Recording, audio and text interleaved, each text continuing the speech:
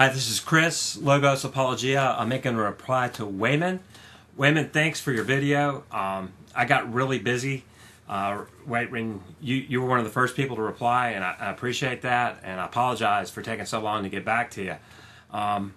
As far as your claims, you haven't really provided me any examples. There have been a lot of claims that the story of Jesus is based on pagan mythology or other stories, but none of them have ever stood up to scrutiny whatsoever. So as far as, I really don't know where you're going with that. If you're going after something like what the people who did Zeitgeist did, all of that's been refuted many times over. There's all kinds of alleged parallels that people try to draw, but I've never seen one where you can go back to the original source material of the mythology or the story and find any real similarities. In fact, the Jews didn't even really have a category for Jesus' resurrection, which is one of the reasons the disciples really were not expecting it. The Jews believed in a general resurrection of the dead at the end of time, based on verses like Daniel 12:1 in the Old Testament. They didn't really have a category for one guy resurrecting. They really weren't expecting it. But then in looking back, they were able to find prophetic examples of it in the Old Testament, but there was really no category for it. It was unprecedented at the time in the minds of the disciples and really all the whole Syria-Palestine area.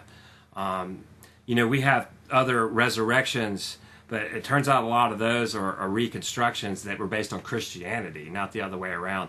So if you want to, try to say that, this is some kind of mythology that was based on something else, you really need to provide evidence for your claim. Other than that, you really haven't much addressed the 5 facts of the argument.